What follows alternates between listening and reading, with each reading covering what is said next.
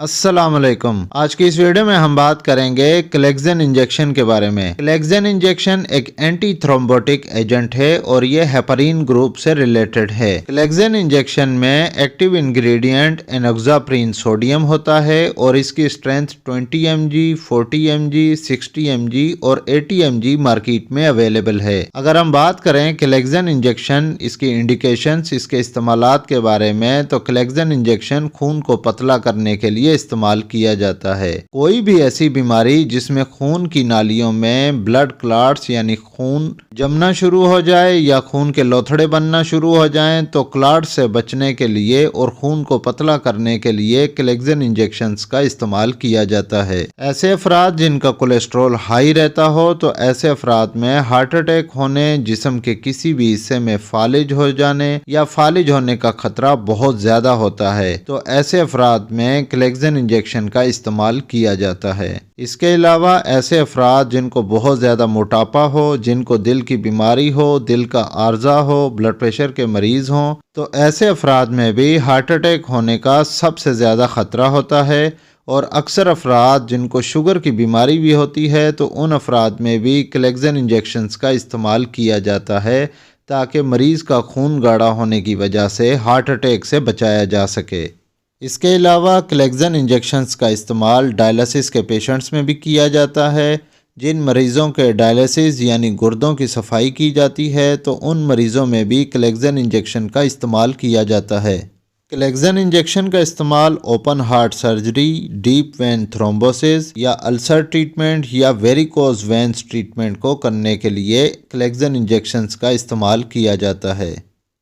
क्लेक्सन injection का इस्तेमाल pregnancy में भी किया जाता है। जब प्रेगनेंसी होती है तो जिस्म में खून गाढ़ा होने की वजह से डीवीटी यानी डीप वेन थ्रोम्बोसिस का खतरा होता है, जिससे पैदा होने वाले बच्चे और प्रेग्नेंट लेडी यानी प्रेग्नेंट मदर की जान को खतरा हो सकता है। तो क्लॉट फॉर्मेशन से बचाने के लिए भी क्लेक्सन इंजेक्शन का इस्तेमाल किया जाता है। जिन खवातीन को बार बार मिसकैरेज होता है यानी बच्चा ज़ाया हो जाता है, तो ऐसी खवातीन में भी मिसकैरेज के खतरात को ख़त्म करने के लिए, उसको कम करने के लिए क्लेक्सन इंजेक्शन का इस्तेमाल किया जाता है। इसके अलावा अगर किसी मरीज़ की सर्जरी होनी है लेकिन उस मरीज़ में क्लॉट फॉर्मेशन होने के ख़तरात सबसे ज़्यादा हैं, यानी मरीज़ की सर्जरी बहुत ज़्यादा रिस्की हो, तो ऐसे अफराद में भी इंजेक्शन क्लेक्सन का इस्तेमाल किया जाता है। अब हम बात करते हैं कि क्लेक्सन इंजेक्शन का इस्तेमाल किस तरह किया जाता है, इसको किस तरह लगाया जाता है और इसका डोज किस तरह एडजस्ट किया जाता है। तो सबसे पहले हम बात करेंगे इसकी एडमिनिस्ट्रेशन के बारे में। तो क्लेक्सन इंजेक्शन का इस्तेमाल सबक्यूटेनियस लगाया जाता है। इसको इंट्रामस्कुलर बिल्कुल भी नहीं लगाना चाहिए। इसको सबक्यूटेनियस यानी जल्द के नीचे ही लगाया जाता है। अगर हम बात करें क्लेक्सन इंजेक्शन के स्टैंडर्ड डोजेज के बारे में, तो 1 mg पर kg बॉडी वेट के हिसाब से BD यानी कि सुबह शाम इसका इस्तेमाल किया जाता है। ऐसे पेशेंट्स जिनको दिन में एक बार क्लेक्सन इंजेक्शन लगाना हो, तो ऐसे पेशेंट्स को 1.5 mg पर kg बॉडी वेट के हिसाब से स्टैंडर्ड डोज एडजस्ट किया जाता है। अगर हम इसको मज़ीद एलेबरेट करें, तो जो सर्जरी के पेशेंट होते हैं उनमें 20 mg या 40 mg दिन में एक बार लगाया जाता है, जो कि 7 to 10 डेज़ तक दिया जाता है। आर्थोपेडिक केसेस यानी आर्थोपेडिक सर्जरीज़ में 40 mg लगाया जाता है, जो कि 4 हफ्ते तक इसका इस्तेमाल किया जाता है। वेनस थ्रोम्बोएम्बोलिज्म रिस्क में 40 to 60 mg 4 वीक्स के लिए एडवाइस किया जाता है। मेडिकल के पेशेंट्स जो हाई ब्लड प्रेशर, शुगर के मरीज़ हों और वो रिस्क फैक्टर में हों, तो ऐसे पेशेंट्स को 40 mg सबक्यूटेनियस BD दिया जाता है यानी सुबह शाम, और यह 14 डेज़ तक थेरापी एडवाइस की जाती है। इसी तरह ही डीप वेन थ्रोम्बोसिस में क्लेक्सन इंजेक्शन का इस्तेमाल 1 mg पर kg बॉडी वेट के हिसाब से एडजस्ट किया जाता है, जो कि 10 to 14 डेज़ तक सुबह शाम इंजेक्शन लगाया जाता है।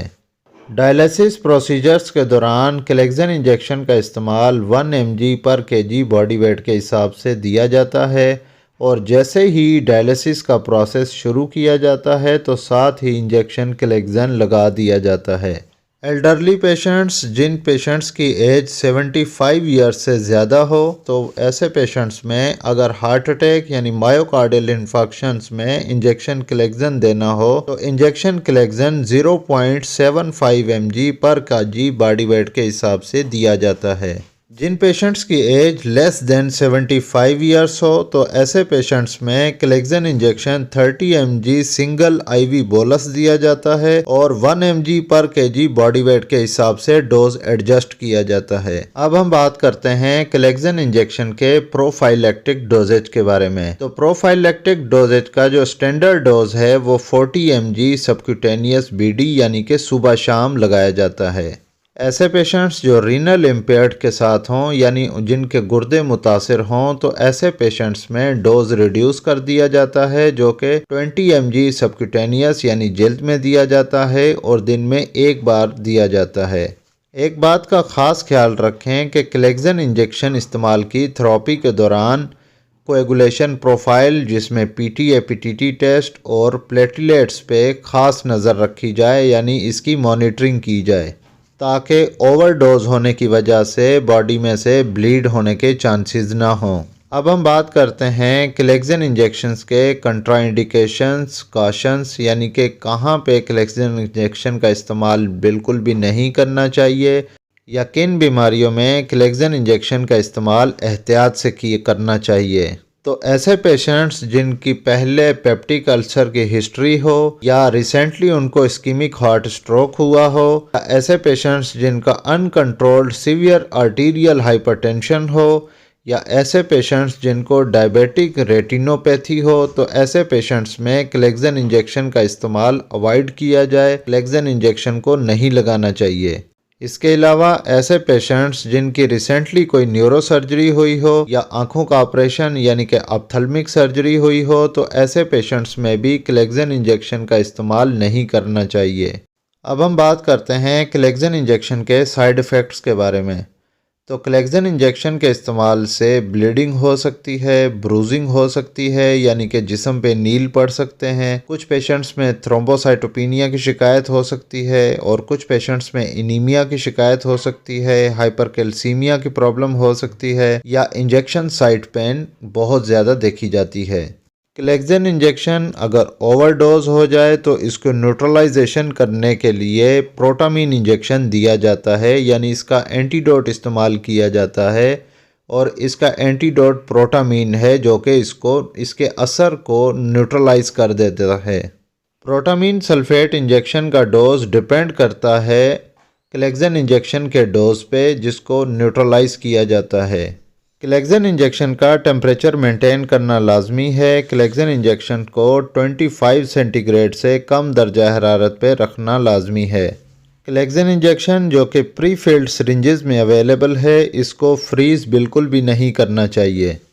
ये वीडियो आपको कैसी लगी कमेंट करके लाजमी बताइएगा। इस वीडियो को लाइक कीजिएगा और अगर आप इस चैनल पर नए हैं तो इस चैनल को सब्सक्राइब कर लें और साथ ही बेल आइकन का बटन ऑन कर लें ताकि हर नए आने वाली वीडियो का नोटिफिकेशन आपको मिल सके। तो मिलते हैं नेक्स्ट वीडियो में, तब तक के लिए अल्लाह हाफिज़।